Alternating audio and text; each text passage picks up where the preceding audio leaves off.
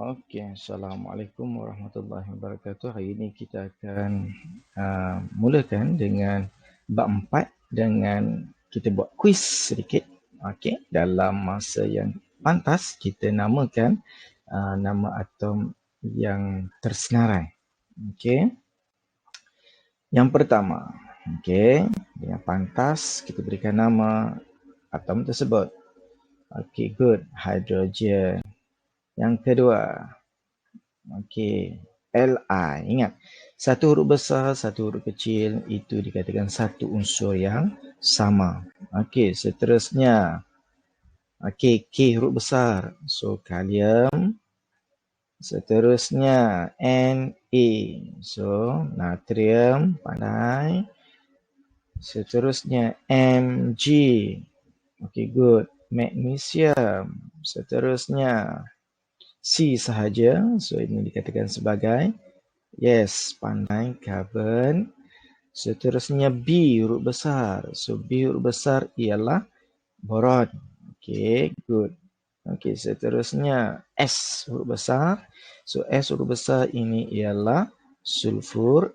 Next, seterusnya Cl. C huruf besar, L huruf kecil. So, ini adalah dikatakan satu unsur. So, ini adalah okay, pandai, klorin. Next, B huruf besar, R huruf kecil.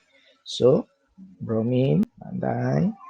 Next, N huruf besar, E huruf kecil. Ini dikatakan sebagai neon. Next, seterusnya He. So, He ialah helium. Okay, next, AR. A huruf besar, R huruf kecil. So, ini dikatakan sebagai okay, pandai, argon. Seterusnya I sahaja. Ini adalah iodin. Okey, seterusnya F. F adalah fluorin. Okey, good. Next, O sahaja. O sahaja ialah oksigen. Pandai. Fe ialah ferrum. Zn is okey, pandai. Zinc. Z huruf besar, N huruf kecil. Dikatakan satu unsur yang sama. Okey. Next, Al. Al ialah okey, pandai. Aluminium. The next, P huruf besar, B huruf kecil. Ini adalah lambam. Okey. So, dah habis satu round yang pertama. So, semua itu adalah dikatakan sebagai atom. Okey. Semua unsur ini boleh kita lihat dalam jadual berkala. Okey. Seterusnya, satu soalan cikgu nak tanya. Okey, adakah atom-atom disusun mengikut tertib menaik nombor nukleon dalam jadual berkala? Betul atau salah? Okey, so jawapannya ialah salah. Okey, so bagaimana atom-atom ini disusun dalam jadual berkala unsur? Okey, nak tahu jawapannya kita lihat satu persatu dahulu sejarah perkembangan jadual atom. Okey, yang pertama kita lihat Anthony Lavoisier, pada tahun 1743 telah mengkelaskan unsur mengikut kumpulan tertentu. So, jadi clue dekat sini ialah dia mengkelaskan unsur mengikut kumpulan tertentu, iaitu kumpulan gas, bukan logam, logam dan oksida logam. Okey, namun begitu klasifikasi beliau kurang tepat kerana beliau juga mengkelaskan cahaya, haba dan beberapa sebatian ke dalam kumpulan tersebut. Jadi, terdapat beberapa unsur yang dikelaskan dalam kumpulan yang sama tetapi menunjukkan sifat kimia yang berbeza. Jadi, ada kelemahan sedikit sebab apa? Dia termasuk sekali bahagian cahaya, haba dan sebatian yang dikatakan juga sebagai unsur. Okey, ini oleh Anthony. Anthony mengikut kumpulan tertentu. Okey, next. Kita lihat seterusnya.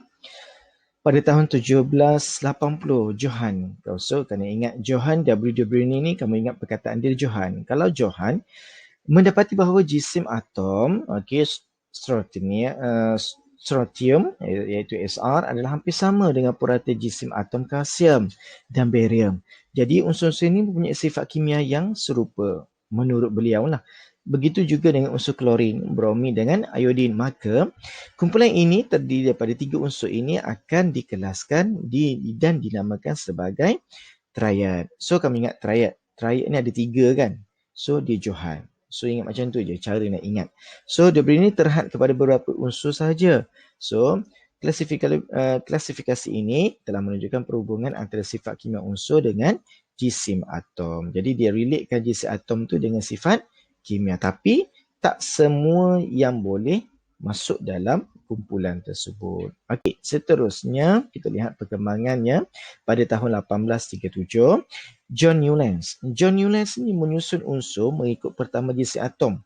Kalau ikut yang tadi, mengikut sesuatu kumpulan sahaja. Okey, kalau yang ni, John Newlands menyusun unsur mengikut pertama jisim atom. Beliau menyusun 7 unsur dalam satu baris kerana beliau mendapati sifat kimia dan sifat fizik unsur yang pertama berulang pada setiap unsur yang ke-8. Kalau tadi dia fokus kepada sifat kimia. Yang ni John Newlands dia keluarkan satu lagi iaitu sifat fizik. Maka beliau menamakan susunan ini dikatakan sebagai hukum oktaf. Jadi untuk clue John Newlands ialah hukum oktaf. Jadi hukum oktaf ini hanya dipatuhi oleh 17 unsur yang pertama.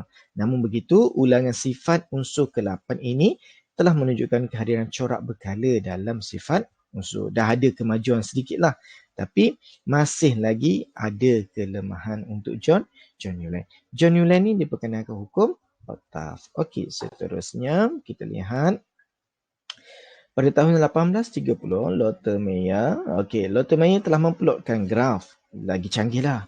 Dia ada graf. Jadi dia memplotkan graf isi padu atom melawan jisim atom. Jadi beliau mendapati unsur-unsur yang berada di kedudukan yang setara pada lengkung graf itu akan mempunyai sifat kimia yang serupa. Contohnya logam alkali seperti lithium, natrium dan kalium dan rubidium yang berada pada puncak lengkung. Jadi Lothar Meyer ini akan menunjukkan sifat ulangan ya seperti Newlands tadi. Okey, jadi kalau kamu ingat Lothar Meyer ni dia canggih sedikit iaitu memplot graf isi padu atom melawan jisim atom. Okey, seterusnya kita lihat Mendeleev. Dmitri Mendeleev ni menyusun unsur mengikut pertambahan jisim atom. Ada beza Yang ni up sikit. Dia mengikut pertambahan jisim atom. Hanya unsur yang mempunyai sifat kimia yang serupa, yang sama, akan disusun dalam lajur menegak yang sama. Tetapi ada special untuk Dmitri Mendeleev ni ialah beliau meninggalkan beberapa ruang kosong dalam jadual untuk diisi untuk unsur-unsur yang belum ditemui. Maka beliau berjaya meramal sifat unsur yang belum ditemui nanti akan berada di atas ataupun di bawah unsur yang dalam jadual tersebut. So Dmitri ni clue dia ialah dia meninggalkan ruang-ruang kosong untuk unsur yang belum lagi ditemui. Dan satu lagi clue dia menyusun unsur mengikut pertambahan jisim atom. Dah makin nampak perkembangan begitu.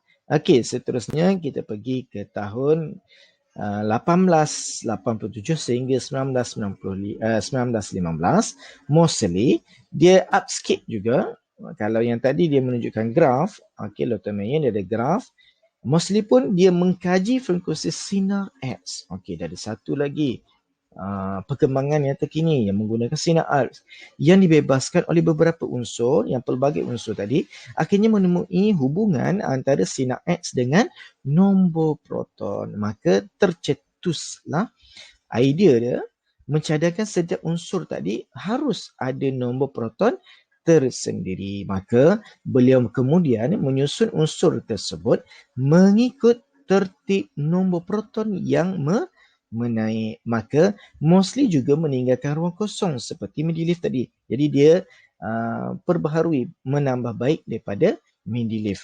Dan berjaya meramal 4 unsur yang kemudiannya ditemui iaitu titanium, Tc, promethium, Pm, hafnium, Hf, dan rhenium, Re. Jadi ini penemuan yang terbaru apabila dia meninggalkan ruang-ruang kosong. Dan yang terakhir yang terakhir sekali ialah daripada dapatan Moseley tadi kita dapat tahu bahawa penyusunan unsur dalam jadual berkala unsur tadi ialah mengikut tertib nombor proton yang menaik. Okey, kalau kamu lihat dalam jadual berkala, daripada kiri ke kanan, so nombor proton yang menaik. So daripada kiri ke kanan, habis kanan dia turun balik sebelah kiri. Maka daripada kumpulan 1 hingga kumpulan, daripada unsur 1 hingga unsur 118 buat masa sekarang, unsur ini akan mempunyai sifat kimia yang serupa apabila diletakkan dalam laju menegak yang sama. So nanti kita akan tahu apa yang dikatakan sebagai laju menegak yang sama. Okey, so yang di bawah ini ialah penemuan yang terbaru. Kebanyakannya unsur yang baharu ni ditemui sempena nama lokasi ataupun nama ahli sains. Contoh, kalau cikgu jumpa satu unsur, so cikgu letak nama cikgu abadi. So simbol cikgu AB contoh. Okey, so itu saja daripada cikgu untuk perkembangan bagaimana atom-atom dalam jadual berkala unsur disusun bersama dengan sejarah perkembangan jadual berkala unsur. Sekian, terima kasih.